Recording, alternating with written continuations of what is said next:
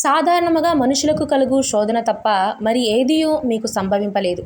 దేవుడు నమ్మదగిన వాడు, మీరు సహింపగలిగినంత కంటే ఎక్కువగా ఆయన మిమ్మును శోధింపబడ నీయడు.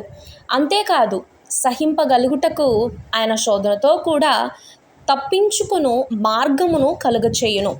కొరింథీయులకు రాసిన మొదటి పత్రిక 10వ అధ్యాయం 13వ వచనం.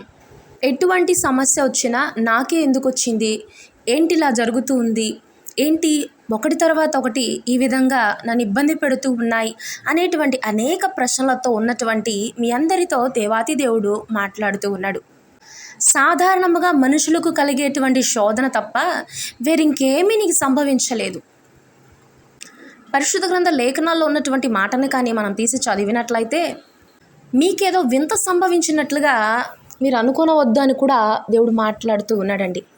దేవుని దగ్గర దీవెన పొందుకున్న అనేక మంది భక్తులను కానీ మనం గమనించినట్లయితే వాళ్ళ జీవితాల్లో అత్యధికమైనటువంటి శ్రమలు కూడా ఉన్నాయి. ఆ శ్రమలలో ఓర్పు కలిగి దేవుని వైపు చూచారు, దేవునికి లోబడ్డారు, దేవునికి విధేయులై నీతి మార్గం అనుసరించే నడిచారు. ఎక్కడా పాపం చేయడానికి ఇష్టపడలేదు, దేవునికి ఇష్టలుగా జీవించడానికే వారు ఇష్టపడ్డారు. కాబట్టి దేవుని యొక్క గొప్ప దీవెన ఆశీర్వాదాలు పొందుకున్నారు.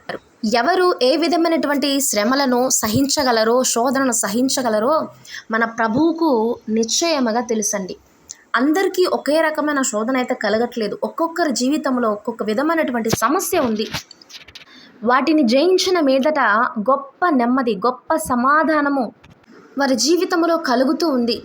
మనం చదివినటువంటి ఈ 13వ వచనములో ఆయన మిమ్మును శోధింపనీయడు, ఎక్కువగా సహింపగలిగినంత కంటే ఎక్కువగా శోధింపనీయడు.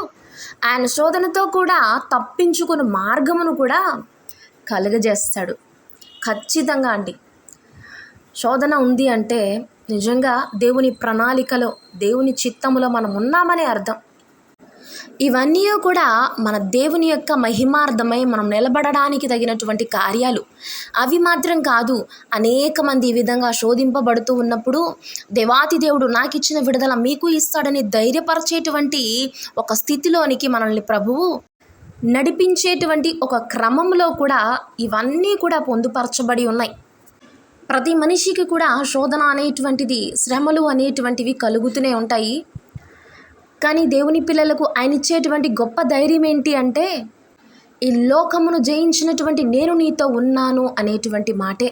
ఓర్పుతో, సహనముతో, విశ్వాస సంబంధమైనటువంటి పోరాటముతో యాకోబులా దేవుని దగ్గర పెనుగులాడి దేవుని దీవెన పొందుకొని ఈ సమస్త కార్యములను జయించి అనేకుల మధ్య సాక్షులుగా జీవిద్దాం.